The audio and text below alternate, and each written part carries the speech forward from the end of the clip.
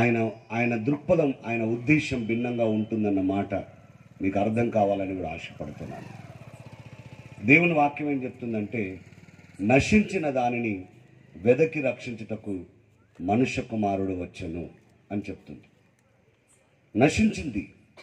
నశించిపోయిన దాన్ని వెదకి రక్షించడానికి ఆయన వచ్చాడు. ఒక మాట మీరు చాలా స్పష్టంగా గ్రహించి గమనించాల్సిన విషయం ఏంటంటే, ఆకాశ మహాకాశాలు పట్టజాలని దేవుడు, సర్వ సృష్టిని సృష్టించి పరిపాలించుచున్న దేవుడు శరీరధారిగా, మానవుడిగా, నీలాగా నాలాగా ఆయన ఈ లోకానికి వచ్చాడు. దాన్ని క్రిస్మస్ అని మాట్లాడుకుంటున్నాం. చాలాసార్లు ఈ క్రిస్మస్ అనేది ఒక సందడిగా, పాటలుగా, వేడుకగా ఉందే తప్ప దాంట్లో ఉన్న విషయాన్ని ప్రజలు లోతుగా అర్థం చేసుకోలేనంత బలహీనంగా ఉండడం కొంచెం బాధాకరమైనప్పటికీ, ఈ రాత్రి కొద్ది సమయం మీ ఆలోచన, మీ దృష్టి ఇటు ఇవ్వాలని ప్రభు పేరిట కోరుతున్నాం.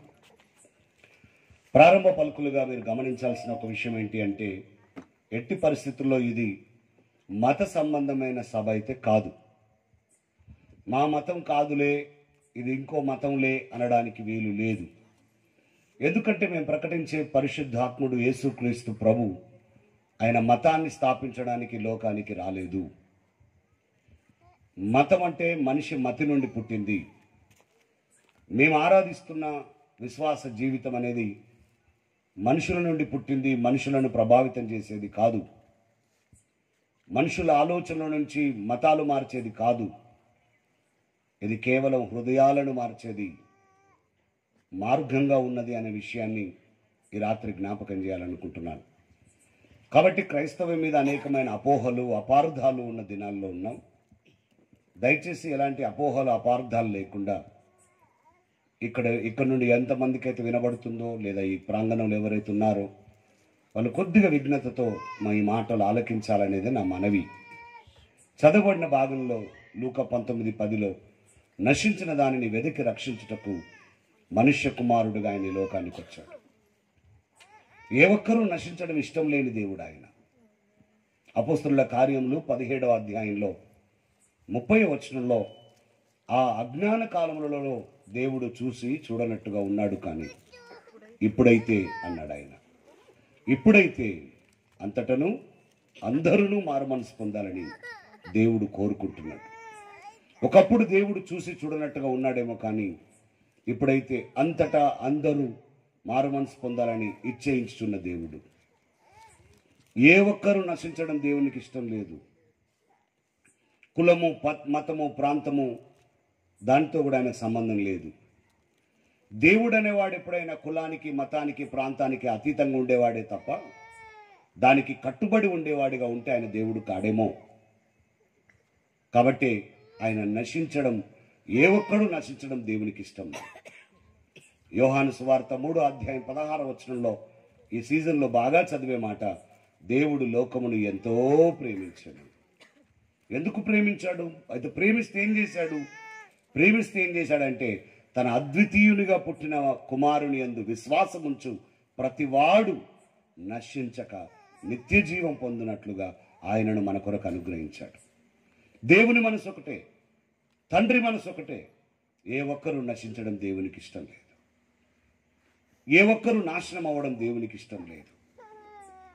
ఈ లోకం విడిచిన తర్వాత కూడా దేవునితోనే ఎల్లకాలం ఉండాలని దేవుడు కోరుకుంటున్నట్లుగా బైబిల్ చాలా స్పష్టంగా మాట్లాడుతుంది.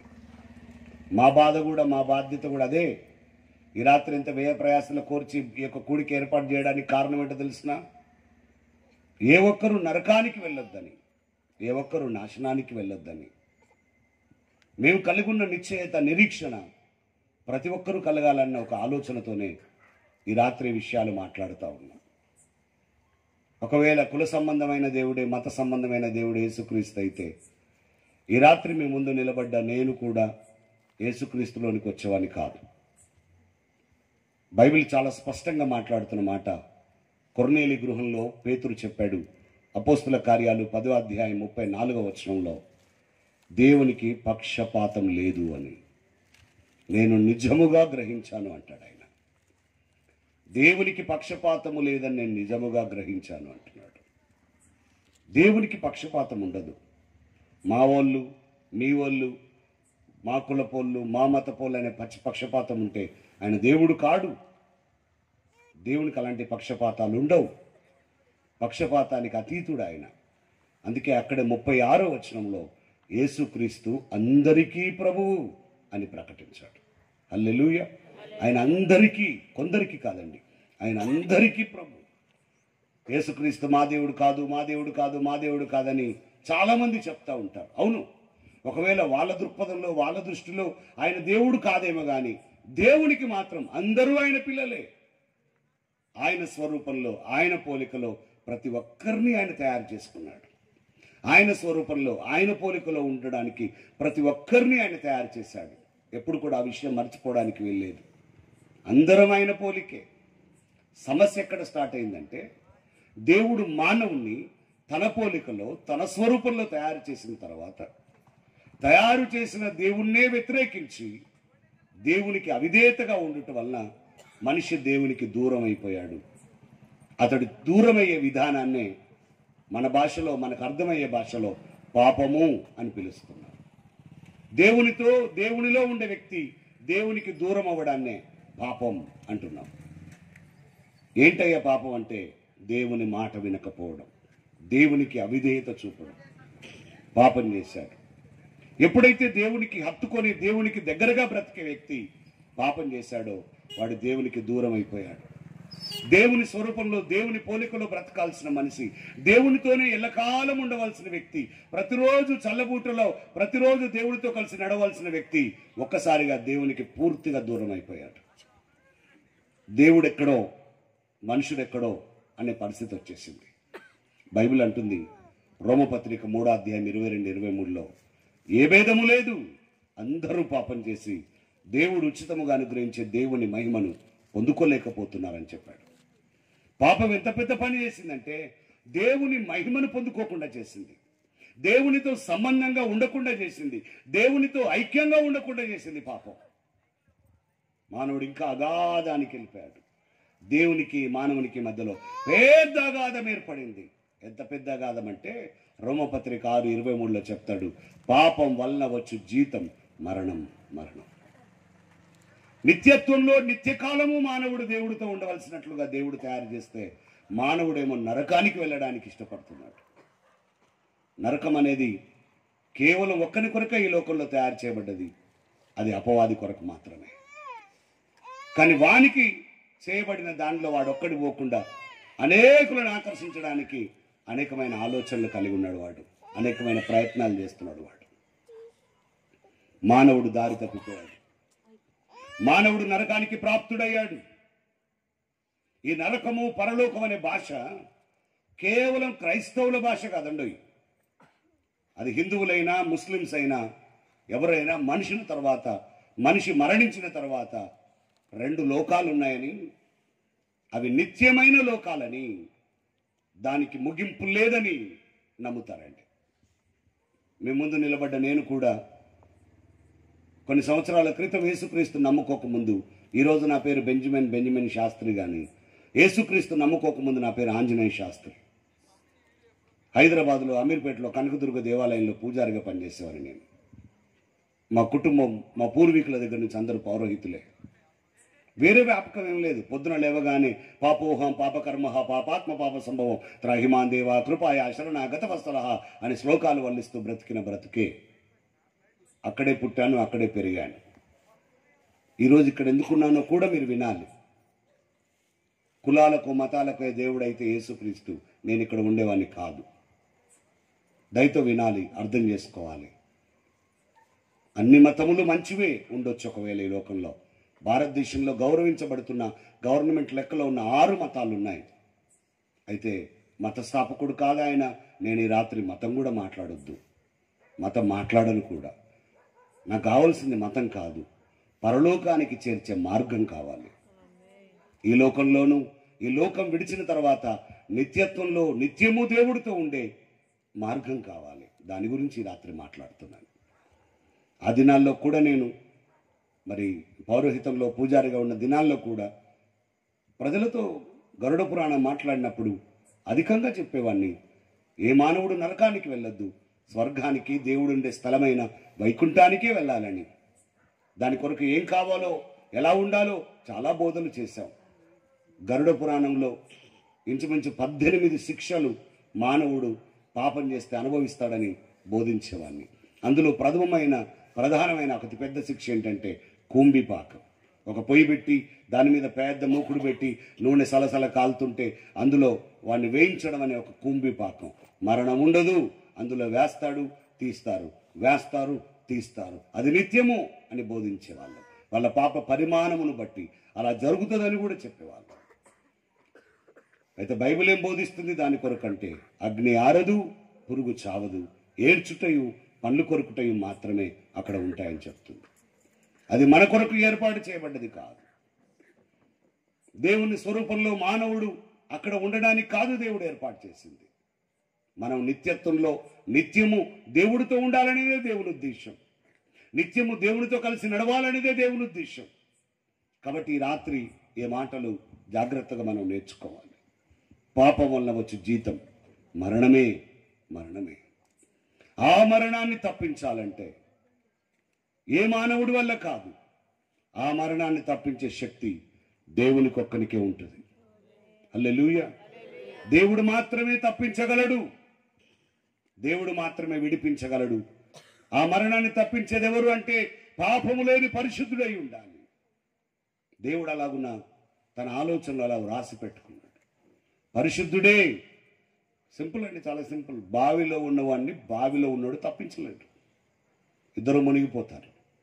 బావిలో ఉన్నవాడిని ఒడ్డున ఉన్నవాడు తప్పించగలుగుతాడు. పాపిని పరిశుద్ధుడు విడిపించగలుగుతాడు. పాపిని పరిశుద్ధుడు విమోచించగలుగుతాడు. నీకు నాకు విమోచకుడు కావాలి. ఆ నరకాన్ని తప్పించే మార్గం కావాలి. నరకం ఎలా తప్పించబడుతుంది అనడానికి వేదం బోలెడన్ని విషయాలు ఘోషించింది. అపుత్రస్య గతిర్నాస్తి స్వర్గోనైతి వచనైవచ అన్నది వేదం. అంటే పుత్రుడు లేకపోతే గతి లేదు, నరకానికి వెళ్ళే మార్గం తప్పించే విధానం లేదని చెప్పింది. పున్నాంనో హి నరకత్రయిత ఇతి పుత్ర కం కుమార అని వేదం ఘోషించింది. పున్నామ నరకం నుంచి తప్పించడానికి ఇది పుత్రుడిగా కుమారుడిగా ఒకరి లోకంలోనికి రావాలి అని వేదం చెప్పింది. వేదాలలో క్రీస్తేం లేడు, కానీ వేదాలలో జరిగిన సత్యాన్వేషణలో వారు నిజదేవుడి గురించి కొన్ని అన్వేషణలు జరిగాయి. అందుకే అక్కడ అటువంటి విషయాలు రాయబడ్డాయి, అందుకే అక్కడ అటువంటి విషయాలు చెప్పబడ్డాయి. కాబట్టి ఆ విషయాలను మనం జాగ్రత్తగా గమనిస్తూ ఉన్నాం. అవన్నీ కూడా యేసుక్రీస్తుకు సరిపోయేవిగా ఉంటున్నాయి. యెషయా గ్రంథం 9వ అధ్యాయం 6వ వచనంలో మనకొక శిశువు పుట్టెను, మనకొక కుమారుడు అనుగ్రహించబడెను. మనకు అనుగ్రహించబడిన కుమారుని గురించి నేను మాట్లాడుతున్నాను. కుమారుడు అంటే కుమ్ అనగా పాపము, హరుడు అనగా పరిహరించువాడు. మనకు భాష బాగుంది కదా అని మన కడుపులో పుట్టిన కుమారుడు అంటాం, కానీ దట్ ఇస్ రాంగ్. అసలు ఆ వర్డ్ మనకు సెట్ కాదు, మనం వాడొద్దు. కుమారుడు అనే పదం ఈ లోకంలో ఒక్కరికే వాడాలి, అది నజరేయుడైన యేసుక్రీస్తు వారికి. ఆమేన్. ఆయన పాప పరిహారకుడిగా, పాప విమోచకుడిగా ఆయన ఈ లోకానికి వచ్చాడు. మార్కు సువార్త 10వ అధ్యాయంలో 45వ వచనంలో మనం చాలా సుస్పష్టంగా గమనించవచ్చు. మార్కు సువార్త 10వ అధ్యాయము 45వ మాట చూద్దామా త్వరగా. మనుష్య కుమారుడు పరిచారము చేయించుకున్నటకు రాలేదు గాని పరిచారము చేయుటకును అనేకులకు ప్రతిగా విమోచన క్రయధనముగా తన ప్రాణమిచ్చుటకు వచ్చాడు. అనేకులకు ప్రతిగా విమోచన క్రయధనముగా. చూసారా, నిన్ను నన్ను ఆ నరకము నుండి విడిపించడానికి, నిన్ను నన్ను ఆ పరలోక రాజ్యంలో చేర్చడానికి వెల చెల్లించాలి. వెల చెల్లించాలి. దాని పేరు క్రయధనం. నీవు నేను విమోచించడానికి విమోచన క్రయధనం కావాలి. ఆ విమోచన క్రయధనం ఎవరివ్వాలి అంటే పాపంలో ఉన్నవాడు కాదు, పాపము చెయ్యని వాడివ్వాలి, పాపము లేనివాడివ్వాలి. అందుకే అక్కడ రాయబడ్డది మనందరి విమోచన క్రయధనం. మన పాపం ఎంత గొప్పది, మన పాపం ఎంత భారమైనదో అంత భారమైన ప్రాణం పెట్టాలి, రక్తము కార్చాలి. యేసుక్రీస్తు వారి లోకానికి అందుకొరకు వచ్చాడు. మత్తయి సువార్త 1వ అధ్యాయం 21వ వచనంలో దాని గురించి చాలా స్పష్టంగా వ్రాయబడింది. ఆమె ఒక కుమారుని కంటుంది, తన ప్రజలను వారి పాపముల నుండి ఆయన కాదు కదా, ఆయనే. తెలుగు జాగ్రత్తగా నేర్చుకోవాలి. ఆయనే అంటే ఇంకొకరు ఎవరు లేరు. ఒక్కరున్నప్పుడే ఆయనే అనే పదం వాడతారు. తన ప్రజలను వారి పాపముల నుండి ఆయనే రక్షించును గనుక ఆయనకు యేసు అని పేరు పెట్టుము. ఎంత అద్భుతం! యేసు అని పేరు పెట్టాలి. ఈ రోజుల్లో పేర్లకు పెద్ద విలువ లేదు, కానీ ఆ దినాల్లో పేరు పెట్టితే దాని అర్థం ఏంటో తెలుసా? వాళ్ళ వ్యక్తిత్వం అది, వాళ్ళ బాధ్యత అది, వాళ్ళ కొరకు దేవుడు కలిగి ఉన్న ప్రణాళికను వాళ్ళు పేరుగా పెడతారు. హల్లెలూయా! అందుకే యేసు అంటే ఏంటో తెలుసా? యేసు అనేది పేరు కాదు, ఆయన రక్షకుడు. హేరోదు లాంటి భక్షకుడిగా ఉన్న దినంలో ఒక రక్షకుడి లోకంలో పుట్టాడు.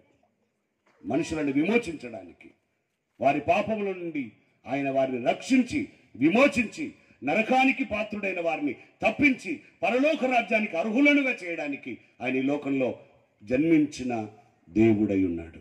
ఆమేన్, హల్లెలూయా. ఒకవేళ ఆయన దేవుడుగానే ఈ లోకానికి వస్తే మనిషికి ఏం చేయలేడు. ఎందుకంటే దేవుడు అపరిమితమైన వాడు, మానవుడేమో పరిమితమైన వాడు. దేవుడు ప్రేమ గలవాడు, మానవుడేమో దుర్మార్గుడు. దేవుడు ఆకాశ మహాకాశాలు పట్టజాలని వాడు, మానవుడు అల్ప స్వల్పజీవి. కాబట్టి ఆ ఇద్దరికి మ్యాచ్ కాదు. అందుకే ఆయన ఈ లోకంలో శరీరధారిగా రావాల్సి వచ్చింది. దాని కొరకు స్త్రీ ప్రమేయం పురుష ప్రమేయం లేకుండానే ఒక కన్యకను ప్రభు వాడుకొని, దేవుడు వాడుకొని దయాప్రాప్తురాలుగా ఉన్న కన్యక ద్వారా ఆయన ఈ లోకంలో పుట్టాడు. క్రిస్మస్ అంటే ఏంటో తెలుసా అండి? క్రిస్మస్ అంటే నిత్యత్వంలో ఉన్న దేవుడు కాలగమనంలోనికి అడుగు పెట్టడం. ఆమేన్, హల్లెలూయా. అందుకే అక్కడి నుంచే కాలం ప్రారంభమైంది. మనం వాడే క్యాలెండర్ అక్కడి నుంచే ప్రారంభమైంది. అందుకే క్రీస్తుకు పూర్వం, క్రీస్తు తర్వాత శకం. ఆయన నిత్యత్వంలో ఉన్నాడు. చాలా మందికి తెలియక మీ దేవుడు 2024 సంవత్సరాల దేవుడు అంటే నీకు కూడా ఎందుకు అర్థమవుతారా బాబు? నీకు కూడా మా బైబిల్ అర్థమైతే ఈ బాధ ఎక్కడిది? అంత ఈజీగా అందరికి అర్థం కాదుగా. ఆయన నిత్యత్వంలో ఉన్న దేవుడు, ఆయన ఆల్ఫాయి ఒమేగా ఉన్న దేవుడు, ఆయన ఆది అంత్యములు లేనివాడు. ఆయన ఆ దేవుని గురించి రాత్రి మాట్లాడుతున్నాం. నిత్యత్వంలో ఉన్న దేవుడు కాలంలోనికి ప్రవేశించిన సమయాన్నే క్రిస్మస్ అని పిలుస్తున్నాం. నీ కొరకు నా కొరకు ఆయన కాలంలోనికి అడుగు పెట్టాడు. నిన్ను నన్ను విమోచించడానికి, విడిపించడానికి ఆయన ఈ లోకంలోనికి వచ్చాడు. నమ్మిన వారు రక్షించబడతారు, నమ్మని వారు శిక్ష విధించబడుతుంది. అందుకే ఈ రాత్రి మా బాధ్యత ఏంటంటే నమ్మమని చెప్పాల్సిందే, విశ్వసించమని చెప్పాల్సిందే, ప్రకటించవలసినదే మా బాధ్యత తప్ప మార్చవలసింది మా బాధ్యత కాదు. అందుకే ఈ రాత్రి మేము ఎవరిని మారమని కూడా అడుగుతలేం, మార్చమని మా బైబిల్ కూడా చెప్పలే. అనవసరంగా అది ఒక అపోహ పుట్టింది. మీరు వాళ్ళని మారుస్తారట, వీళ్ళని మారుస్తారట, మీరు మారుస్తారట, మతాలు మారుస్తారట. నాకు విచిత్రం అనిపిస్తుంది. ఒక మనిషి మరొక మనిషిని మార్చగలడా? మీరు చెప్పండి అమ్మా, స్త్రీలు చెప్పండి అమ్మా, మీరు మీ ఆయనని మార్చిరా తాగొద్దని? అమ్మా పొద్దున లేవగానే ఉపదేశం ఉంటుందిగా మీ ఇంట్లో కూడా, ఏమండి ఈరోజైనా నన్ను చూసైనా పిల్లల కోసం అన్నా తాగకుండా రావే, మీ దండం పెడుతున్నాయ్యా, మీ కాలు మొక్కుతున్నాయ్యా, నువ్వు సంపాదించిన దానికంటే ఎక్కువ అప్పులు చేసి తాగుతున్నవే అని 100 మాటలు చెప్తే ఆయన సరేలే, సరే మంచిదివే అంటాడు. రాత్రికి మళ్ళీ ఏమవుతుంది చెప్పండి మీరు? రోజు కంటే ఎక్కువే. అలా ఉన్నారు మీరు, అసలు డబలే. ఎందుకో తెలుసా? ఆయనకి తాగేటప్పుడు నీ మాటలు గుర్తుకొస్తాయి. అసలు తాగకుండా పోతే ఇప్పుడు ఆ మాట విన్నోన్నైతే, ఆ మాట వింటే మనకెట సెట్ అయిద్దని ఇంకెక్కువ తాగొస్తాడు ఆయన. అవునండి, నేను చాలా మంది దగ్గర నుంచి విన్నాను. ఒక భార్య భర్తను మార్చలేకపోతుంది, అవునా కాదా? తల్లిదండ్రులు పిల్లలు మార్చగలరా? మార్చలేరు. ఈ కోవిడ్ వచ్చిన తర్వాత ఇంకా కష్టమైపోయింది. ఎందుకు? మనమే సెల్ ఫోన్లు ఇచ్చినాం, చదువుకోమని చెప్పినాం. తర్వాతే వాడు చదువు కంటే ఎక్కువ దానికి అలవాటు పడ్డాడు. చాలా కష్టం. అరే ఏమేమి చూడకురా, చదువుకే వాడురా, అనవసరంగా టైం వేస్ట్ చేయకురా అంటే వింటాడా? నో. నా బాధ అదే. ఒక భార్య భర్తను మార్చలేకపోతుంది, తల్లిదండ్రులు పిల్లల్ని మార్చలేకపోతున్నారు, ఒక క్రైస్తవుడు ఎవరినైనా మారుస్తాడట. ఇదెక్కడ అన్యాయం? నాకు అర్థం కాక అడుగుతా. ఇంపాసిబుల్. మళ్ళీ ఇంకొక మాట కూడా చెప్తున్నా నేను. మా బైబిల్ ఎవరిని మార్చమని చెప్పలేదు, కానీ మీరు పొందుకున్న దాన్ని ప్రకటించమని చెప్పింది. అందుకే ప్రకటిస్తున్నా. హల్లెలూయా, హల్లెలూయా. ఇప్పుడు కోవిడ్ వచ్చిపోయిన తర్వాత మా అబ్బాయికి ఒక చిన్న సమస్య ఏర్పడ్డది. నాతో పాటు ఇప్పుడు పాడబడిన అబ్బాయికి హిప్ బోన్స్లో రక్త ప్రసరణ ఆగిపోయింది. చాలామంది డాక్టర్ల దగ్గరికి వెళ్ళాం. కొంతమంది 20 లక్షలు, 30 లక్షలు, 50 లక్షలు అడిగిన వాళ్ళు కూడా ఉన్నారు. అయినా కూడా 30% కూడా గ్యారెంటీ ఇవ్వమన్నారు.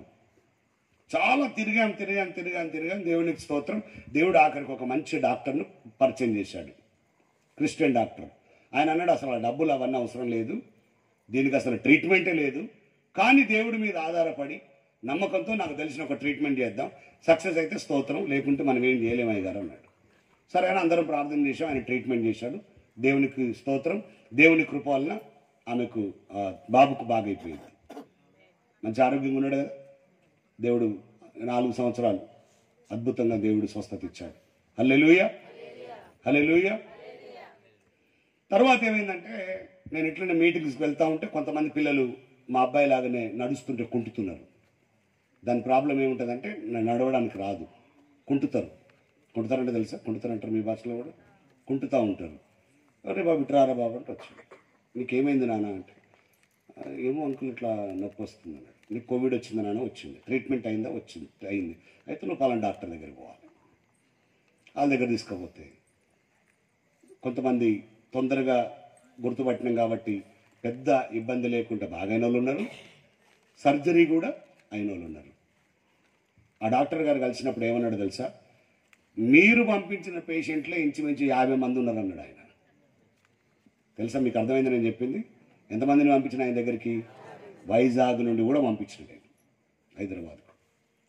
అది మంచిదా తప్ప? మంచిదా కదా? చాలా మంచిదా కదా? మరి అదే పని చేస్తుంటే మత మార్పుడు అంటున్నాయి. మరి ఈ లోకంలో స్వస్థత కొరకు ఒక డాక్టర్ దగ్గరికి మనుషులను పంపించినట్టే, పరలోక సంబంధమైన పాపం అనే రోగానికి స్వస్థత కొరకు యేసుక్రీస్తు దగ్గరికి పంపిస్తుంటే దీన్ని మత మార్పుడు అని ఎట్లా అందాం? దీంట్లో మతాలకు కులాలకు సంబంధం లేదు. అపార్థాలు అపోహలే తప్ప సత్యం తెలియకపోవడం సమస్య. అనండి ఒకసారి నాతో పాటు, సగం సత్యం అబద్ధం కంటే ప్రమాదం అనండి. అది ఎంత సత్యం? అస్సలు తెలియనోడు మంచోడు, బాగా తెలిసినోడు ఇంకా మంచోడు, ఈ సగం తెలిసినోడు అటు ఇటు కానోడు ఉన్నాడే, వానితో చిన్న సమస్య. వానికి ఇటు తెలియదు, వీనికి ఇటు తెలియదు, ఏది వస్తే అది మాట్లాడతారు. అందుకే ఖచ్చితంగా సత్యాన్ని గ్రహించాలి. అసలు విషయం ఏంటి, అసలు జరుగుతున్నది ఏంటి, ఏం చెప్తున్నారు, ఏంటి విషయం, అది అర్థం అవ్వాలి. విషయం చాలా క్లియర్ అండి. మానవుడు పాపం చేశాడు, మానవుడు పాపి అయ్యాడు. జన్మత కర్మత మానవుడు పాపి. మానవుడి మీద ఆపాదించబడిన పాపం ఒకటి, మానవుడి క్రియల ద్వారా చేసే పాపాలు ఒకటి. మానవుడిని ఆ పాపాలు నరకానికి పాత్రని చేశాయి. వాడు నరకానికి వెళ్తాడు, ఇంకా వేరే అవకాశం లేదు. కులం మతం ప్రాంతంతో సంబంధం లేదు. అలాగా నరకాన్ని తప్పించే విధానం గురించి మాట్లాడుతున్నాం. మానవుడు ఎందుకు ఆలోచించొద్దు? ఇంత టెక్నాలజీ, ఆర్టిఫిషియల్ ఇంటెలిజెన్స్, ChatGPT, బాగా టెక్నాలజీ పెరిగిన దినాల్లో ఉన్న మానవుడు మనిషి చనిపోయిన తర్వాత ఎక్కడికి వెళ్తున్నాడు, ఎక్కడికి వెళ్ళాలి, దాని కాలపరిమితి ఏంటి అని తెలుసుకోవాలి కదా. పుట్టిన మానవుడు గిట్టక తప్పడు. ఈ లోకంలో మానవుడికి బాగా ఆయుష్ ఉంటే 100 సంవత్సరాలు బతుకుతాడు, తర్వాత అయినా చనిపోవాల్సిందే, లేకుంటే భారమే, చాలా భారం అమ్మా కదా. ఇప్పుడు పర్లేదు, మనం అంటే మన పిల్లల్ని మన తల్లిదండ్రులను చూసుకున్నాం, కానీ మన పిల్లలు మనల్ని చూసుకుంటారు అనుకుంటారా మీరు? ఇంకా నెక్స్ట్ జనరేషన్లో సాధ్యమైంది అనుకుంటారా? ఇది చాలా కష్టం.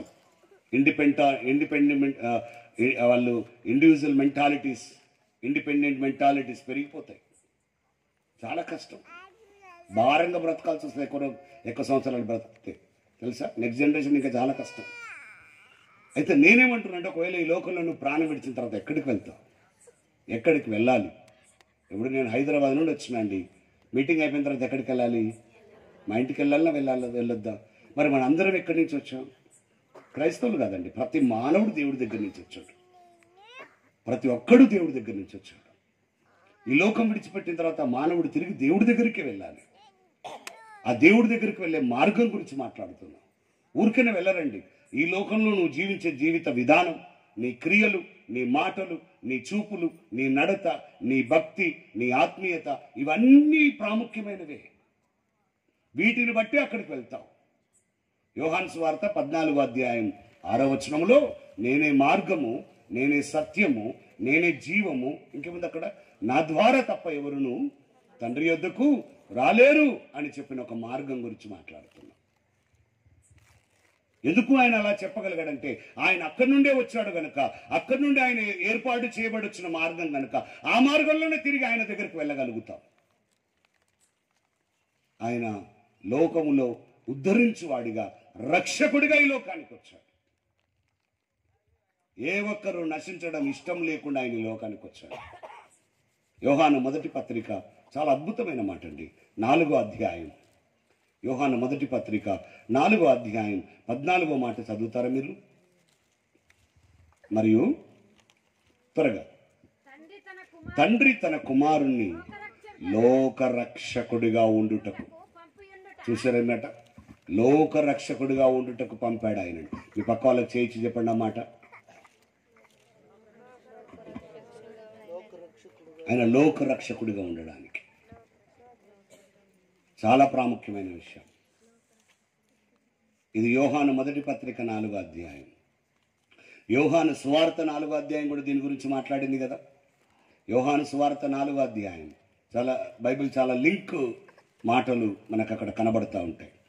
యోహాను సువార్త 4వ అధ్యాయంలో 42వ వచనంలో, మా మట్టుకు మేము విని ఈయన నిజముగా లోకరక్షకుడు, నిజముగా లోకరక్షకుడు, ఆయన లోకరక్షకుడిగా ఉండుటకు పంపబడినవాడు.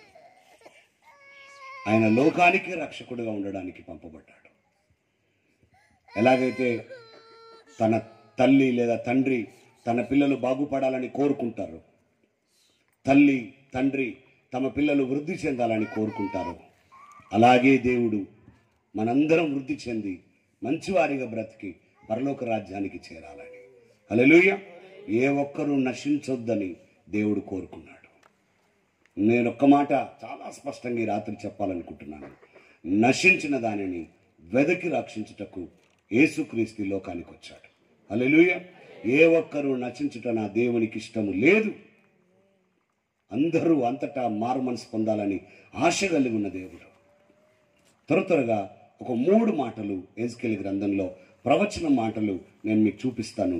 ఎజ్కేలు గ్రంథం 18వ అధ్యాయం, ఎజ్కేలు గ్రంథం 18వ అధ్యాయం 23వ మాట, దుష్టులు మరణము నందుట చేత నాకేమాత్రమైన సంతోషము కలుగునా. ఎవరండి దుష్టులు అనండి? ఎవరు దుష్టులు అంటే?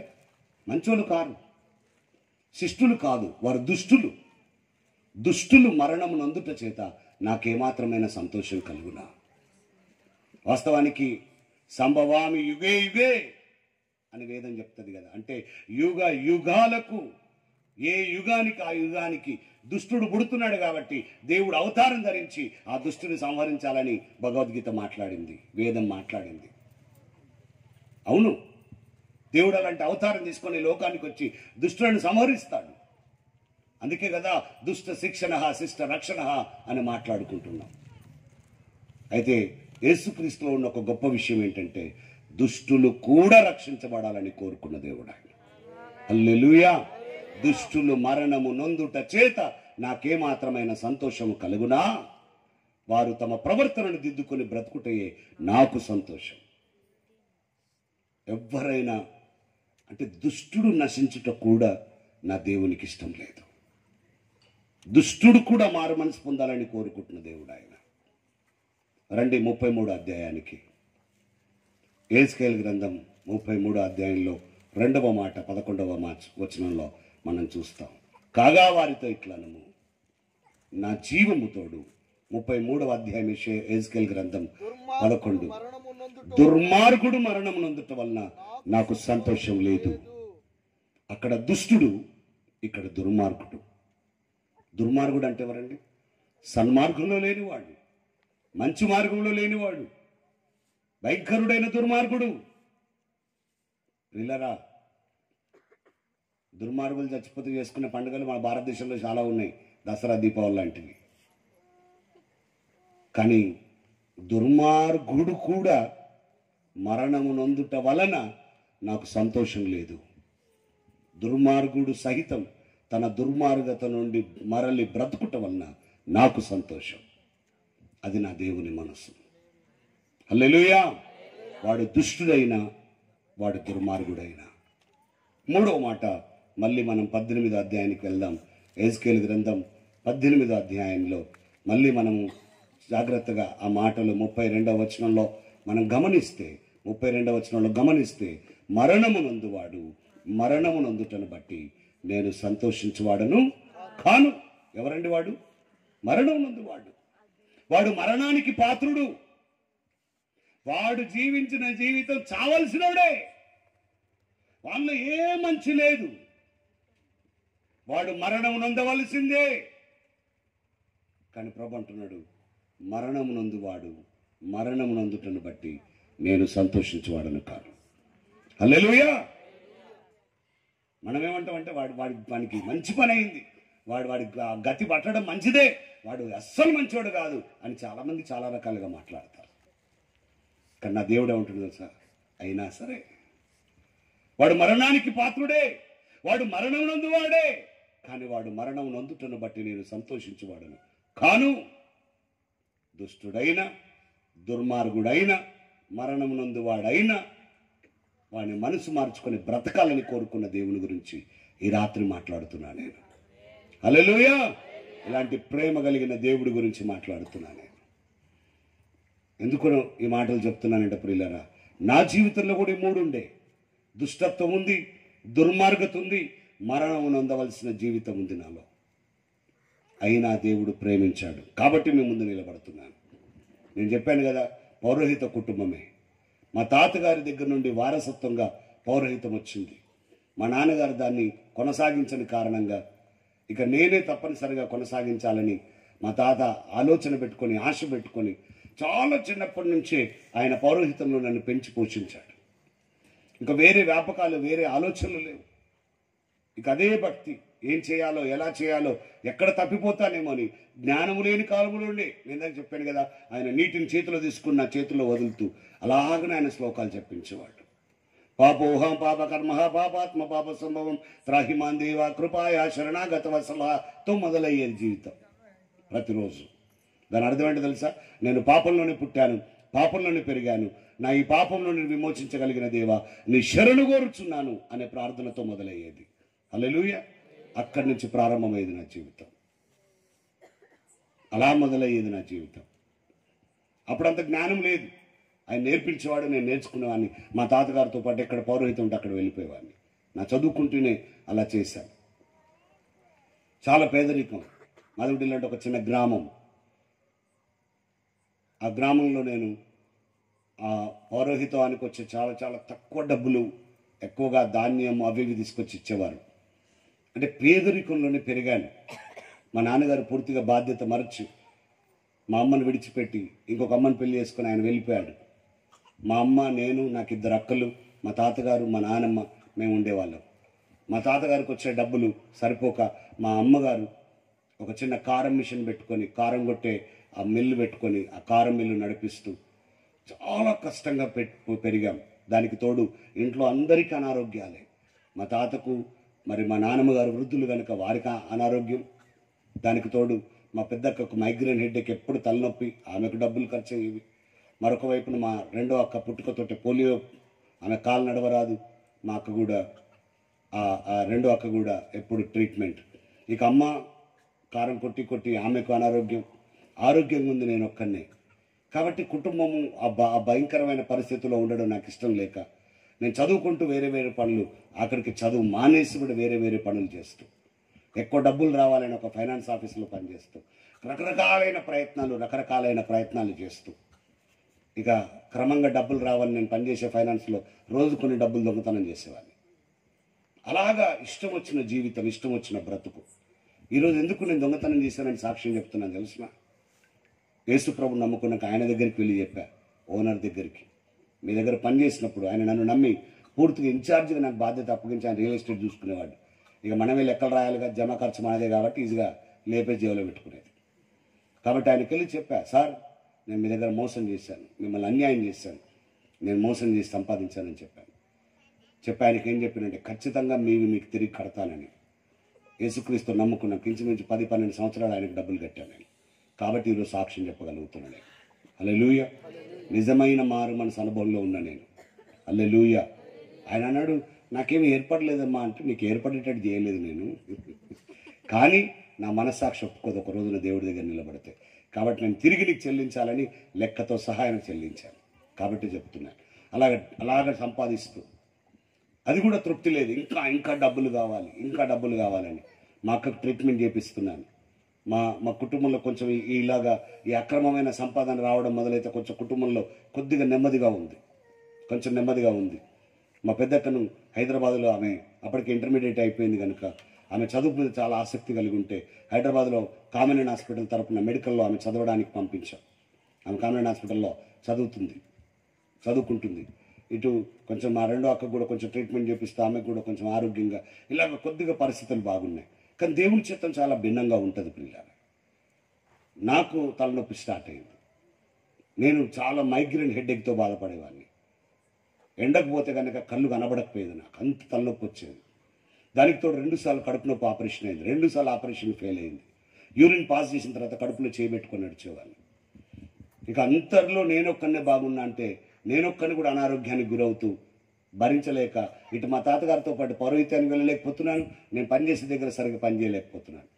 మా అక్క కామినేని హాస్పిటల్లో పనిచేస్తుంది కనుక, అరే ఊర్లో ఎన్ని రోజులు చూపించుకుంటారో ఒకసారి హైదరాబాద్కి రారా నీకు చూపిస్తానంటే నాకేమాత్రం హైదరాబాద్ ఇష్టం ఉండకపోయేది. మా అక్క బ్రతిలాడగా ఒక్కరోజు కోసం హైదరాబాద్కి వచ్చిన. ఇంచుమించు 30 ఏళ్ళు అయింది హైదరాబాద్లో ఉన్నా నేను. హల్లెలూయా. కొన్ని పరిస్థితులు చాలా విచిత్రంగా ఉంటాయి. హైదర్ బ్యాడ్, సికిందర్ బ్యాడ్, దేర్ ఇస్ బ్యాడ్ అనేటువంటి అందరితో, టోటల్ బ్యాడ్ అని. కానీ దేవుడు తీసుకొచ్చి అక్కడ పెట్టాడు. దేవుని ప్రణాళికలు చాలా భిన్నంగా ఉంటాయి. అక్కడికి వచ్చిన తర్వాత ఇక తెలుసు కదండి, డాక్టర్ చేతిలో, పోలీసు వాళ్ళ చేతిలో, లాయర్ చేతిలో పడితే అంత తొందరగా బయటికి రాలేము కదా. ఎందుకంటే ఆ ప్రొఫెషన్లో ఎవరు ఉంటే నన్ను క్షమించండి, అది వాస్తవం. ఆయన పోగానే నేనేమనుకున్నా తెలుసా, హైదరాబాద్లో ఊర్లో బస్ ఎక్కి హైదరాబాద్ దిగుతాను, డాక్టర్ గారి దగ్గరికి వెళ్తాను, చూస్తాడు, టకటక మందులు రాస్తాడు, మళ్ళీ సాయంత్రం బస్ ఎక్కి ఇంటికి రావచ్చు అనుకున్నా. హైదరాబాద్కు వచ్చిన దాకా తెలియని విషయం ఏంటి తెలుసా, అవయవానికి ఒక డాక్టర్ ఉంటాడని.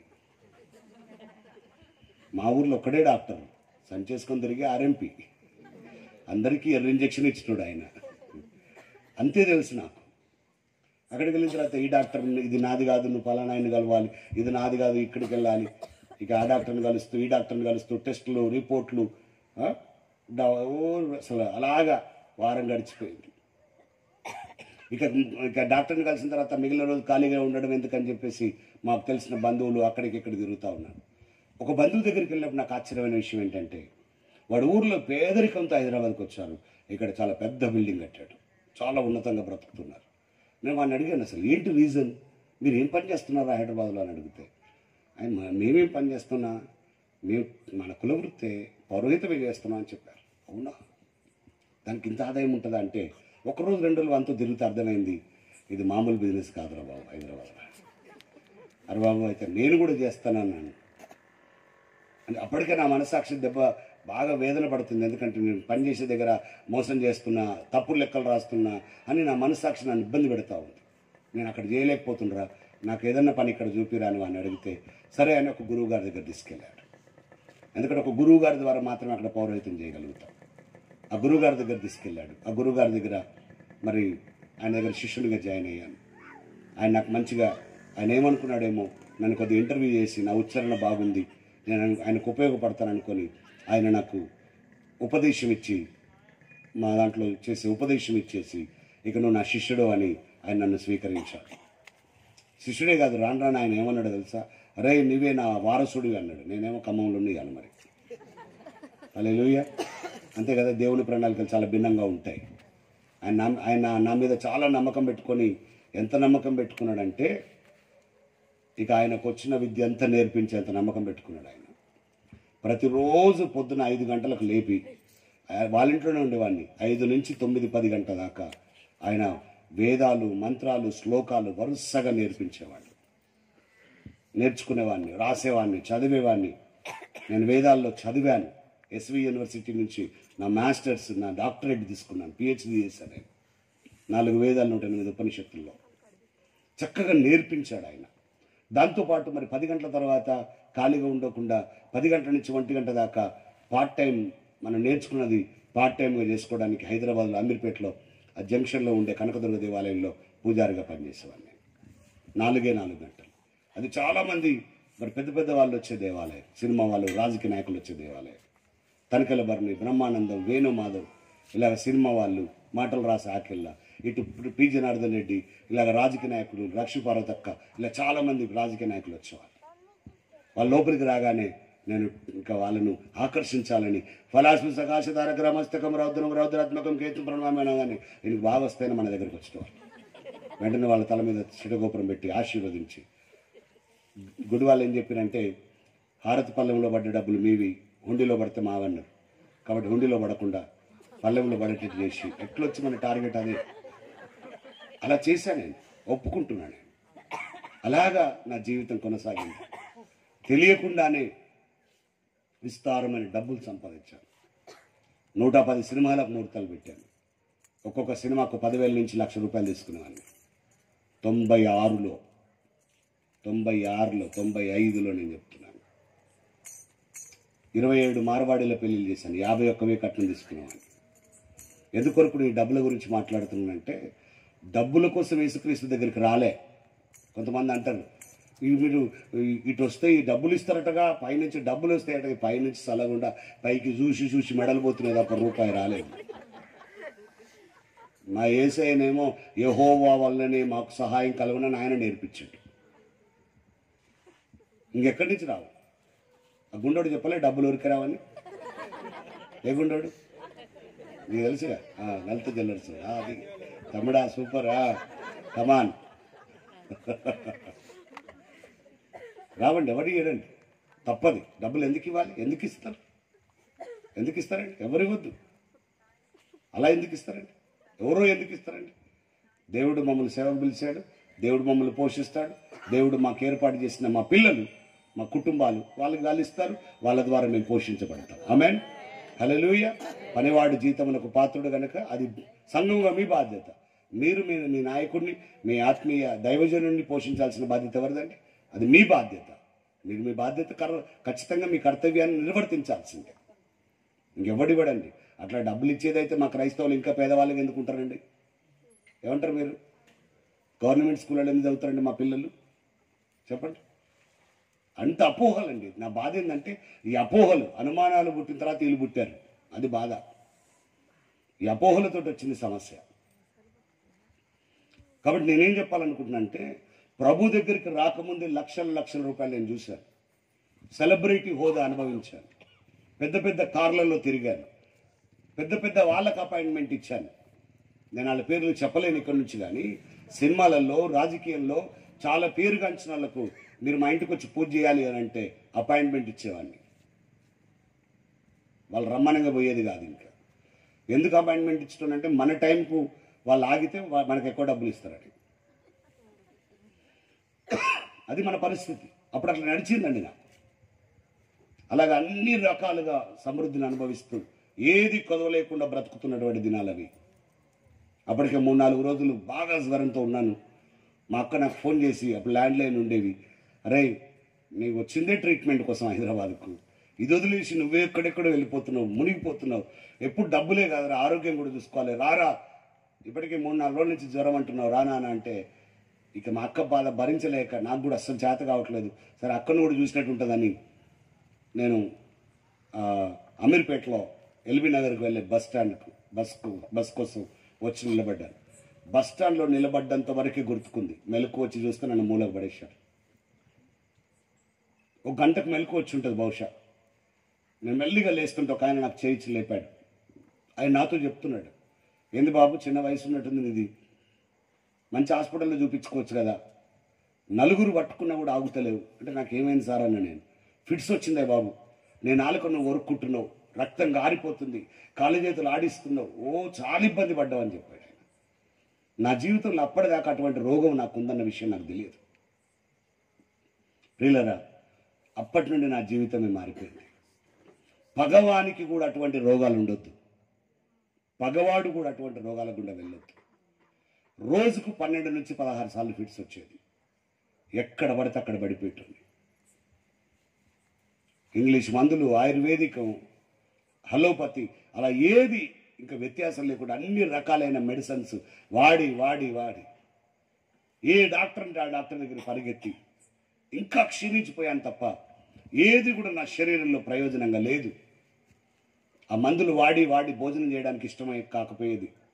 అది నెలలో మా అక్క పెళ్లి చేశాం. పాపం మా అక్క మా బావగారు ఇద్దరు నాకు సేవ చేసేవారు. చాలా చాలా భయంకరమైన అవస్థ అనుభవించాను.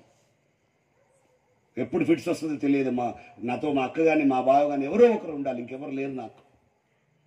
ఒకరు డ్యూటీ పోతే ఒకరు సెలవు పెట్టేవాళ్ళు, ఒకరు డ్యూటీ పోతే ఒకరు సెలవు పెట్టేవాళ్ళు. వంతులుగా నాకు సహాయం చేసేవారు. నాకు చాలా దగ్గర నుండి ఆ భయంకరమైన పరిస్థితిని అనుభవించాను. భోజనం తినాలనిపించకపోయేది, ఎప్పుడు నిద్రపోయేవాడిని. ఎలాగైపోయిందంటే నా పరిస్థితి ఆఖరికి నా ఒళ్ళంతా క్షీణించిపోయి 26 కిలోలు తయారయ్యాను. 26 కిలోలు అంటే ఇంత ఇంత కాలం అయిపోయింది. ఇప్పుడు ఎంతున్నాను మీరు అడగొద్దు, నేను చెప్పొద్దు. స్తోత్రం. ఎందుకంటే పాస్టర్ పప్పు తినడు, సింహం గడ్డి మేయదు కాబట్టి. ఇంత కాలు ఇంత చెయ్యి అయిపోయి ఓపిక లేకుండా నీరసం అయిపోయి శల్యం అయిపోయాను నేను. ఒక రోజున డాక్టర్ దగ్గరికి ఫాలోఅప్ కొరకు స్ట్రెచ్చర్ మీద పట్టుకుని పోయారు నన్ను. మా అక్క అడుగుతుంది డాక్టర్ గారిని, సార్ అన్ని ప్రయత్నాలు అయిపోతున్నాయి, డబ్బులన్నీ అయిపోతున్నాయి, వేలకు లక్షలు ఖర్చు పెడుతున్నాం, ఎక్కడంటే అక్కడికి పోతున్నాయి, ఏమవుతుంది సార్ మా తమ్ముడికి అని అడిగితే డాక్టర్ చెప్తున్నాడు, అమ్మ నువ్వు సరిగా చూడలేదా రిపోర్ట్స్? ఏమైందండి అంటే, అయ్యో ఆ రిపోర్ట్లో నువ్వు గమనించలేదా, మీ తమ్ముడు బ్రెయిన్లో ఒక కణితి మొదలైంది, అది రోజు రోజు పెరుగుతుంది, దాన్ని బ్రెయిన్ ట్యూమర్ అని పిలుస్తాం. అంతేకాదు ఆ బ్రెయిన్ ట్యూమర్ కాస్త బ్రెయిన్ క్యాన్సర్ లాగా మారిపోయిందని చెప్పారు. ఆ బ్రెయిన్ ట్యూమర్ బ్రెయిన్ క్యాన్సర్ లాగా మారిపోయింది. మాకంటుంది సర్జరీ చేసి తీసేయండి సార్ అంటే, అమ్మ అంత ఈజీ కాదు, అది ఇంత టెక్నాలజీ లేదు కదండి. ఒకవేళ కనుక మీ తమ్ముడికి సర్జరీ చేస్తే అవయవాలు పడిపోతాయి లేదా చనిపోతాడు. అస్సలు అది ఆమోదయోగ్యం కాదు. మరి ఏం చేయమంటారు సార్ అంటే, ఏం లేదమ్మా, నాకు తెలిసి మీ తమ్ముడు 4 రోజుల కంటే ఎక్కువ బ్రతకడు అని డాక్టర్ డిక్లేర్ చేశాడు. వాడు ఏం తింటే అది, ఏం తింటూ ఏది చేస్తుంటే అది చేయండి, తాత్కాలికంగా కొన్ని మందులు వాడండి అని చెప్పేశాడు. అంతే. నేను అక్కడే పడుకుని ఉన్నా, నాకు వినబడుతుంది, నాకు కనబడతలేదు. నా కళ్ళు అప్పటికే నా కళ్ళు చూపు పూర్తిగా తగ్గిపోయింది. -6 పెట్టి పెట్టేవాడిని, అంటే భూతద్దాలు పెట్టుకునేవాడిని నేను. కానీ నాకు స్పష్టంగా వినబడుతుంది, నేను చనిపోతాను అని ఆయన చెప్పిన మాటలు నాకు స్పష్టంగా వినబడుతున్నాయి. నాకేం చేయాలో అర్థం కావట్లేదు. మాకు ఏడుస్తుంది, అక్కడే కుప్పగూలిపోయింది నేను చచ్చిపోతానని. అటువంటి చాలా చాలా భయంకరమైన పరిస్థితి ఉంది అక్కడ.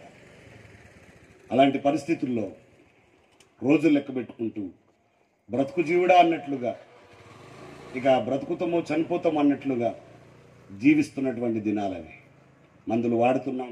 నాకు తెలిసిన యజ్ఞాలు, యాగాదులు, దండకాలు అన్ని రకాలుగా నా వైపు అన్నీ జరుగుతున్నాయి.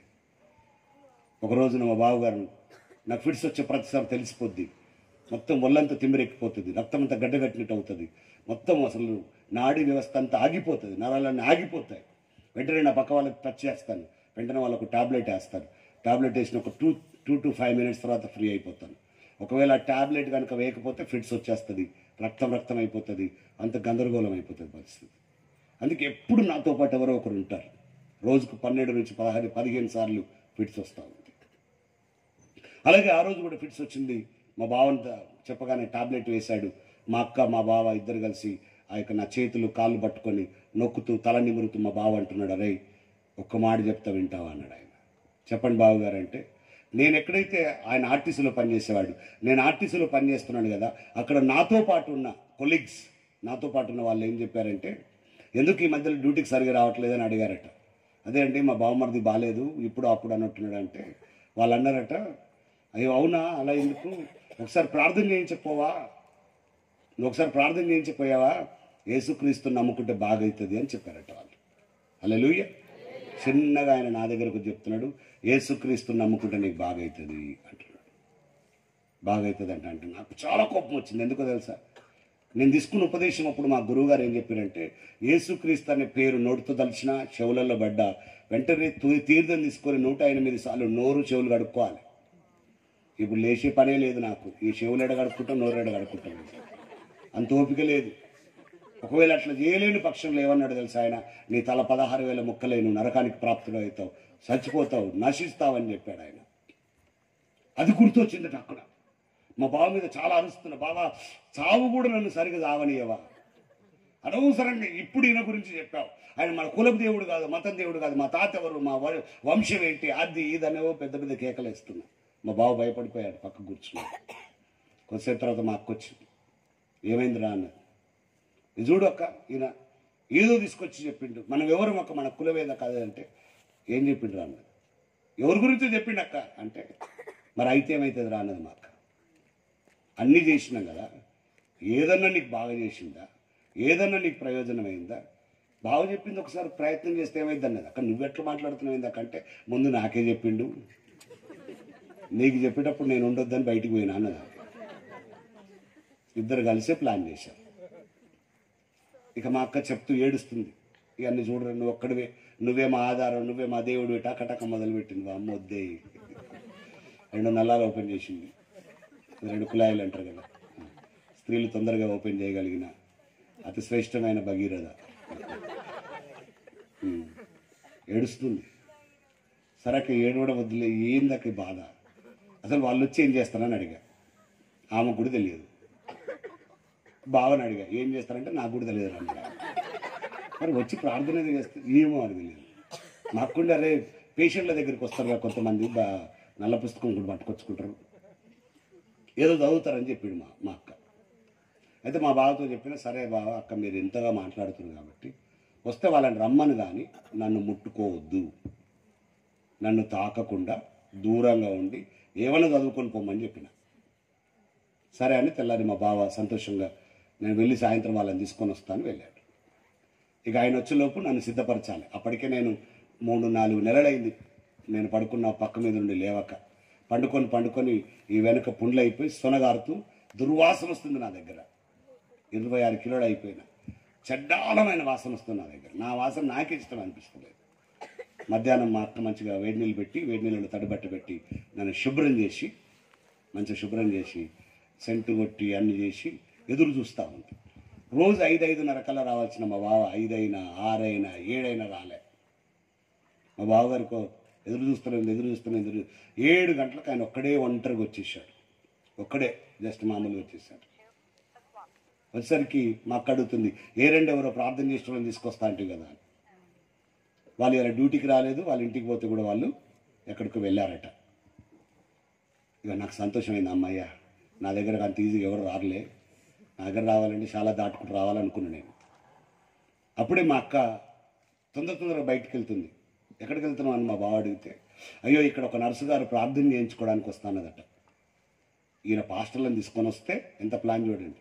ఈమె నాకే కాకుండా హాస్పిటల్లో చాలామందికి ప్రార్థన చేపిస్తా అని చెప్పింది మా అక్క. ఒక ఆవిడ ప్రార్థన చేయించుకుంటానికి వస్తానన్నదట. ఆమెను వద్దు అని చెప్పాలని బయటికి వెళ్తుంటే డోర్ ఓపెన్ చేయగానే ఆమె రెడీగా ఉంది అట్టనే. ఆమె కూడా మా బావని చూసి త్వరగా వచ్చేసింది. ఇక వాళ్ళు మాట్లాడుకుంటుంటే నేను చూస్తూ ఉన్నాను. ఎవరు ఆవిడ? ఆమె ఆకారం కనబడతలేదు కానీ ఆమె స్వరం నాకు తెలిసిన స్వరమే. అక్క పలానా ఆవిడనేనా అంటే, అవునరా ఈవిడే అన్నది. నేను ఆమెను చూసి కొద్దిసేపు ఆలోచించి, నువ్వెప్పుడు దిగినావు అన్నా. అదే కదా భాష, నువ్వెప్పుడు దిగినావు అన్న. 3 నెలలు అయి దిగన్నది ఆమె. ఎవరు అనుకున్నారు ఈమె? 6 నెలలు 7 నెలలకు ముందు వరకు నేను పనిచేసే గుడికి ప్రతి శుక్రవారం వచ్చే ఖచ్చితమైన భక్తురాలు ఈమె. వచ్చి నా కాళ్ళు మొక్కి నా చేత ఆశీర్వాదం తీసుకున్నది ఈమె. మనం వీడబడ్డాం, ఆమె అక్కడ లేచింది. 3 నెలలు అయిందట దిగి. ఆశ్చర్యం కదా. ఆమె దగ్గర కాకపోతే కొత్త నిబంధనే ఉంది, బ్లూ కలర్ అట్ట. ఆ బైబిల్ పట్టుకొని వచ్చింది ఆమె. ప్రార్థన చేయించుకోవడానికి వచ్చింది పాపం చెల్లె. మా బావ ఆమెను ఏమడుగుతుందంటే, నీకు ప్రార్థన చేయడం వచ్చా చెల్లె అన్నాడు. వచ్చు అన్నది ఆమె. నాకు అనిపించింది ఈమెతో ఏమైనా చేపిస్తాడా ఇప్పుడు. అయ్యింది, ఆ పని అయ్యింది. అయితే మా బామ్మడిది ప్రార్థన చేస్తామని అడిగిండు ఆయన. మా బావ చేస్తా అన్నది అమ్మాయి. హల్లెలూయా, హల్లెలూయా. మీ పక్కలో చెప్పండి ఒక మాట, చేయించి దేవునికి సీనియారిటీ కంటే సిన్సియారిటీ ఇష్టం. ఆమేన్. ఏది ఇష్టం? కాబట్టి సీనియారిటీని బట్టి ఎవరేం హెచ్చిపోకండి. మాకు ఎంత సీనియారిటీ ఉంది తెలుసా అంటే, నీ సీనియారిటీ ఎక్కువైతే రేవంత్ రెడ్డి పింఛన్ ఇస్తాడు, తెచ్చుకోండి పోయి. దానికి తప్ప దేని పనికిరాదు నీ సీనియారిటీ. విశ్వాసంలో భక్తిలో కావాల్సింది సిన్సియారిటీ. హల్లెలూయా. చాలా మందికి సీనియారిటీ పెరుగుతుంది క్రైస్తవుల్లో, కానీ సిన్సియారిటీ తగ్గిపోతుంది. జాగ్రత్త, చాలా జాగ్రత్త.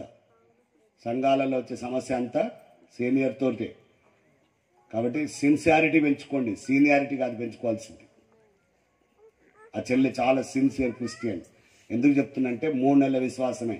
సరిగా చర్చికి వెళ్ళిందో వెళ్ళలేదో తెలియదు కదా, భయపడతారు కదండి ఎవరైనా. కానీ ఆ చెల్లె భయపడలే. నేను ప్రార్థన చేస్తానని చెప్పింది. అటువైపు నేను పడుకుంటే అటువైపు ఆమె మా అక్క బావను మోకరించమని చెప్పింది. ఇటువైపు మోకరించింది, నా తల దగ్గర మోకరించి ప్రార్థన చేస్తుంది. ఆమె సరిగా ప్రార్థన కూడా రాని విశ్వాసి. మనలాంటి పెద్ద ప్రార్థనలు రావు. మన పెద్ద పెద్ద ప్రార్థనలు చేస్తాం కదా, ఆదామును పిలిచిన దేవా, ఏషే పెదవులు కాల్చిన దేవా, ఇజ్కియాను పట్టుకున్న దేవా, ఇర్మియాను. చిన్నప్పుడే నాయనను కొత్త నిబంధనలకు ఒకసారి చచ్చిపోతాడు. చాలా పెద్దగా ఉంటుంది నీ ప్రార్థన. మనకి ఎట్లా ప్రార్థన చేయాలో కూడా కొంతమందికి తెలియదు. అంత పెద్ద ప్రార్థనలు రావా మీకు? అవేమని ప్రార్థన చేసింది తెలిసిన? యేసుక్రీస్తు ప్రభువా ఆంజనేయులను బాగు చేయండి, ఆమెన్ అన్నదంతే. హల్లెలూయా. ఒకసారికే సరిపోయేది, చిన్నది అనుకుందేమో. మళ్ళీ యేసుక్రీస్తు ప్రభువా ఆంజనేయులు బాగు చేయండి, ఆమెన్. మళ్ళీ యేసుక్రీస్తు ప్రభువా ఆంజనేయులు బాగు చేయండి, ఆమెన్. మళ్ళీ మళ్ళీ మళ్ళీ మళ్ళీ 10, 15, 20 నేను చూస్తూ ఉన్నా. 15 సార్లు దాటినా కావాలి చూస్తున్నాను. ఏంటంటే ఆయన ఇదే చెప్తుంది ఏందని. కానీ 15 సార్ల తర్వాత ఆమె చెప్పే విధానంలో మార్పు వచ్చింది. తెలియకుండానే ఆమె ఆ మాట చెప్తూ కడుపులో నుండి ఏడుస్తుంది. పిల్లలు బాగా దుఃఖంతో యేసుక్రీస్తు ప్రభువా ఆంజనేయులు బాగు చేయండి, ఆమెన్. యేసుక్రీస్తు ప్రభువా ఆంజనేయులు బాగు చేయండి, ఆమెన్ అని ఏడుస్తుంది. ఎంత ఏడుస్తుందంటే ఆమె కన్నీరు కారి నా చెంప మీద పడి నా గడ్డంలో నుంచి నా తలదిండు దడుస్తుంది. నా తలదిండు దడిచి అంత ఏడుస్తుంది ఆ చెల్లె. నాకు ఆశ్చర్యం అనిపించింది. దేవుడు దేన్నైనా దాటిపోతాడేమో కానీ కన్నీటిని దాటిపోయేవాడు కాదు. హల్లెలూయా. ఆ రాత్రి ఆ కన్నీరు నన్ను మార్చింది. నేను స్పష్టంగా చెప్పగలను, ఆ చెల్లె ప్రార్థన చేయక ముందు, ప్రార్థన చేసిన తర్వాత అన్నట్టుగా నా జీవితం మారిపోయింది. ఆ మరణ భయం పోయింది, ఆ వేదన దుఃఖం పోయింది. ఏదో తెలియని సంతోషం వచ్చింది లోపలికి. ఒక 40 సార్లు చెప్పింది ఆ చెల్లె. భయంకరంగా ఏడ్చింది ఆ చెల్లె నా కోసం. నాకు ఇప్పటికి కూడా అర్థం కాని విషయం ఏంటంటే, మా అక్క బాగా ఏడ్చారంటే నా రక్త సంబంధికులు కాబట్టి ఏడ్చాను. ఈమె ఎందుకు ఏడ్చిందో నాకు ఇప్పటికీ అర్థం కాదు. ఈరోజు చెప్పగలను, అదే దేవుని ప్రేమ. దేవుని ప్రేమ అలాగే ఉంటుందని ఈరోజు చెప్పగలను. ఆమె కన్నీటి ప్రార్థన వ్యర్థం కాలేదు. ఆమె ప్రార్థన చేసి కొత్త నిబంధన బైబిల్ ఇచ్చి, మీరు కూడా ప్రార్థన చేసుకొని బైబిల్ చదువుకోండి అని చెప్పి వెళ్ళిపోయింది. ఆమె వెళ్ళిపోగానే మా బావ చదువురా, ఏదైనా చదువురా అంటున్నాడు. నాకు కంటి చూపే కనబడతలేదు. -6 పెడుతున్నా కళ్ళద్దాలు, అయినా కనబడట్లేదు. బ్రెయిన్ ట్యూమర్ వల్ల నా చూపంతా దిగిపోయింది. అయినా సరే అంటే ఏదో అని తీసి చదవడానికి ప్రయత్నం చేస్తూ అలా పుస్తకాన్ని తిప్పేస్తుంటే రోమపత్రిక 10వ అధ్యాయం 9వ వచనాన్ని ఆ చెల్లె రెడ్ ఇంక్ తోటి అండర్లైన్ చేసింది. దాన్ని చదువుతున్నాను. యేసుక్రీస్తు ప్రభువుని నోటితో ఒప్పుకొని ఆయన చనిపోయి మృతుల్లో నుండి 3వ దినమున దేవుడు లేపినని నీ హృదయమున విశ్వసించిన యెడల నీవు రక్షించబడుదువు. హల్లెలూయా. డాక్టర్లు నువ్వు చనిపోతావని చెప్పారు, మనుషులందరూ నువ్వు చనిపోతావని చెప్పారు, కానీ బైబిల్లో నీవు రక్షించబడదు అన్న మాట నాతో మాట్లాడుతుంది. మా బావని అడుగుతున్న, బావ ఇక్కడ ఏముందో చూసారా అని. ఆయన అన్నాడు, నాకేం తెలుసురా, నీవే పండితుడు అంటున్నాడు ఆయన. సరే అని మళ్ళీ ఆ మాటలు చదువుకొని ప్రార్థన చేయాలి అన్నాడు. నాకేం ప్రార్థన వచ్చు? ఏ సూక్తం బావా, ఏ శ్లోకం అంటే శ్లోకాలు ఉండవురా, మీ నాయనతో మాట్లాడినట్టే మాట్లాడాలి, చివరికి ఆమెను అనాలన్నాడు. ఈ ఆమెనేంది బావా అన్న. అదేరా మనం శ్లోకాలు చెప్పేటప్పుడు నమః అంటాం చూసావా, అలాగా అన్నాడు ఆయన. ఓకే రైట్, అయితే ఇబ్బంది ఏమి లేదు. 40 సార్లు విని విని విని చెవు మారుమోగిపోయింది నాది. కాబట్టి మళ్ళీ అదే ప్రార్థన చేసిన, యేసుక్రీస్తు ప్రభువా నన్ను బాగు చేయి, ఆమేన్ అన్నాను. 10 సార్లు అన్నంటే 10 సార్లు అన్న తర్వాత ప్రార్థన చేసుకుని అలాగే పడుకున్నాం. 10:30కి అలాగా ఫిట్స్ వస్తుంది. మా అక్క బావని లేపాను, లేచారు, టాబ్లెట్ వేశారు. మా అక్క బావ కాళ్ళు నొక్కుతూ మా బావ అంటున్నాడు, అరే రేపటిదాకా బతుకుతామని నమ్మకం లేదురా మాకు అంటున్నాడు. ముఖంలో రక్తమే లేదురా, బాగా బలహీనంగా ఉన్నాం. అంటే నేను కూడా అంటున్నాను, బావ నాకు కూడా అస్సలు చేత కావట్లేదు బావ అని చెప్పాను. మళ్ళీ ఒకసారి ప్రార్థన చేస్తాం అన్నాడు. చేస్తాం, మళ్ళీ చేసాం. యేసుక్రీస్తు ప్రభువా నన్ను బాగు చేయాలి. మళ్ళీ ఒక 5-6 సార్లు చెప్పుకొని మళ్ళీ పడుకున్నాం. 11:30 సమయంలో మళ్ళీ ఫిట్స్ వస్తుంది. ఈసారి మా అక్కని బావని ఇట్లా ఇలా ఇలా టచ్ చేస్తే మా బావ లేస్తాడు, లేకుంటే అక్క లేస్తుంది. కానీ ఎంత తాకిన వాళ్ళు లేవట్లేదు, గాఢ నిద్రలో ఉన్నారు. నాకు తెలియకుండానే ఆ ఫిట్స్ స్టార్ట్ అయిపోయింది. నా శరీరం అంతా తిమ్మిరెక్కిపోతుంది, రక్తం అంతా గడ్డగడుతుంది. నాకు తెలియకుండానే నేనేమని అరుస్తున్నానంటే, నన్ను రక్షించే దేవుడా దిగిరా, నన్ను రక్షించే దేవుడా దిగిరా అని కేకలేస్తున్నాను. హల్లెలూయా. రెండవ కేక ముగించక ముందే పెట్టిన తలుపు పెట్టినట్టే ఉండగా ఒక వ్యక్తి లోపలికి రావడాన్ని నేను చూస్తున్నాను. దేవునికి మహిమ కలుగును. ప్రియులారా, నేను కలనో దర్శనమో చెప్పట్లేదు. మిమ్మల్ని ఎలాగో చూశానో నేను నన్ను అలాగే చూశాను. ఆయన లోపలికి వచ్చాడు. ఇలా రమ్మన్నప్పుడు గ్లాసు నీటితో సహా ఆయన దగ్గరకు వస్తుంది. ఆ గ్లాస్ తీసుకున్నాడు, నా దగ్గరకు వచ్చాడు. ఈ కాలు కుడి కాలు ఇలా వంచాడు. ఆ నీళ్లు తీసుకున్న ముఖం మీద చల్లి లే అంటున్నాడు ఆయన. అది ఎక్కడో వినబడుతుంది నాకు. నేను లేవలేనండి అంటున్నా ఆయనతో. నేను చెప్తున్నాను లేచి కూర్చో అన్నాడు. ఆటోమేటిక్గా లేచి కూర్చున్నాను. ఆయనకు నాకు జానడి కంటే తక్కువ స్థలం. ఆయన ముఖాన్ని చూడలేకపోతున్నాను. ఆయన ముఖం చాలా అసలు చెప్పలేనంత తేజస్తో ఉంది. కానీ ఆయన బట్టలు కనబడుతున్నాయి, మురికిగా ఉన్నాయి ఆయన బట్టలు. అంత మురికైన బట్టలు వేసుకున్న వాడిని నా జీవితంలో ఎప్పుడు చూడలే. ఈరోజు చెప్పగలను, నా మురికంతా నా పాపమే అని. ఆయన ముఖం ప్రకాశిస్తుంది. ఆయన నాతో మాట్లాడుతున్నాడు. నేను నిన్ను నడినెత్తి నుండి అరికాల వరకు బాగు చేసి ఉన్నాను. నీ పేరు బెంజమిన్ అని పిలువబడుతుంది. బెంజమిన్ అని పిలువబడుతుంది. నేను నా కొరకు ఏర్పాటు చేసుకుంటున్నానని చెప్పాడు. నాకేం అర్థం కాల. ఎందుకంటే ఆ పేరు ఎప్పుడు వెళ్ళే నా జీవితంలో అంతకుముందు. ప్లస్ అదంతా ఆ వాతావరణం అంతా ఎట్లుండే అంటే, అది నేను దేవుని రాజ్యానికి స్వర్గానికి పోయినా అనుకుంటున్నాను నేను. అట్లా ఉంది ఆ పరిస్థితి అంతా. నేనేం మాట్లాడలే. నువ్వు పడుకో అన్నాడు, నేను పడుకున్నాను. తెల్లారింది. రాత్రి ఎన్నోసార్లు లేపాల్సిన నేను ఒకసారి కూడా లేపపోయేసరికి మా అక్క బావ నేను చనిపోయినా అనుకొని ఆ మూలకు నిలబడి ఏడుస్తూ ఉన్నారు. మా బావ అన్నాడంటే ఆగాగు నేను పరీక్షిస్తాను, ఉన్నాడా పోయిడా. మా అక్క ఏడుస్తుంటే మా బావ ముందుకు వచ్చిండు. విచిత్రం చెప్పనా, ఆమెనే మెడికల్ డిపార్ట్మెంట్, ఈయననే ఆర్టీసీ డిపార్ట్మెంట్. ఎవరు చెక్ చేయాలి? ఆమె ఆడ నిలబడ్డది, ఈయన చెక్ చేయడానికి వస్తున్నాడు. వచ్చి నాడి పట్టుకున్నాడు. దొరుకుతుందా? పోయిండు అన్నాడంట. మళ్ళీ ఏడుస్తుంది గట్టిగా. ఆమె చిన్నగా మెడ దగ్గర చేయబెట్టిండు, ఏం దొరకలే. టక్కున ఆయనకు మంచి ఆలోచన వచ్చిందంటే, అసలు గుండె కొట్టుకుంటుందో లేదు చూద్దామని మొత్తం మీద వండుకున్నాడు. ఆయన గుండె మీద ఉన్నాడు. వాళ్ళు ఏడుస్తుంటే నాకు వినబడుతుంది. కానీ చాలా రోజుల తర్వాత, నెలల తర్వాత మంచి నిద్రలో ఉన్నాను నేను. నాకు లేవడానికి ఇష్టం అనిపిస్తలే. ఎప్పుడైతే ఆయన నా గుండె మీద వండుకున్నాడో ఒక్కసారిగా ఆయనను నెట్టుకుంటూ లేచి నిలబడితే అబ్బా అంటున్నాడు. హల్లెలూయా. ఎందుకో తెలుసా? ఇద్దరు పట్టుకొని నిలబడితే కూసబెడితే లేవని నేను నా అంతటా నేను లేచి నిలబడి ఆయన నెట్టేసరికి ఆయన షాక్ అయిపోయాడు. దయ్యం అన్నట్టుగా భయపడుతున్నాడు. నేను బావ అంజిన్ బావ బెంజిన్ బావ అంటే తప్పులే సర్లేదా, ఏమీ లేదు. ఆయన చాలాసేపటికి తేరుకున్న తర్వాత ఏం జరిగిందంటే విషయం అంతా చెప్పిన. ఇట్లా కూడా జరుగుతుందా అంటుండే ఆయన. నాకేం తెలుసు. వెంటనే లోపల నుంచి ఫోన్ చేసాను ఆమెకు. పాస్టర్ అని చేసిన ఆమెను అక్కకు ఫోన్ చేస్తుంది. అమ్మ ఇట్లా జరిగిందని మొత్తం చెప్తే ఆ చెల్లెకి సరిగా అర్థం కాక హాస్పిటల్లో జరిగింది కనుక భయపడి సెలవు పెట్టిపోయింది ఆమె. ఇక చెప్పేటోడు ఎవరు లేడు మాకు. ఇక నేనే బయటికి పోతున్నా, లోపలికి వస్తున్నా, కిందికి వస్తున్నా, పైకి పోతున్నా. అక్క అన్నం పెట్టి అక్క అంటే ఎంత అవుతుందంటే 12 అవుతుంది అన్నది. 8 సార్లు తిన్నవరు అంటుంది నాకు. నాకేం భయంకరంగా ఆకలి అవుతుంది. చక్కగా రెడీ అయిపోయి బయటికి వెళ్ళిపోయి లోపలికి వస్తారు. రెండో రోజు మూడో రోజు మా బావ నన్ను ఏడికి పోతే ఆడికి వస్తున్నాడు. బావ నువ్వు డ్యూటీకి పోవచ్చు కానీ. కాదురా చచ్చిపోయే ముందు ఇట్లనే చేస్తారట అంటున్నాడు.